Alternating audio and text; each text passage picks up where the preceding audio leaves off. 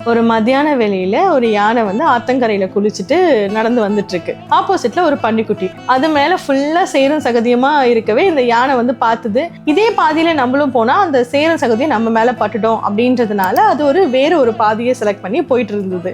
இது பார்த்த இந்த பன்னிக்குட்டி நம்மள பார்த்து பயந்துதான் இந்த யானை போகுது அப்படின்னு பன்னிக்குட்டியே நினைச்சிட்டு அவங்க ஃப்ரெண்ட்ஸ் கிட்ட எல்லாம் சொல்லுது, யானை வந்து பாத்தியா நான் எவ்வளோ பெரிய ஆளு, யானையே என்னை பார்த்து பயந்து போகுது அப்படின்ற மாதிரி சொல்லுது.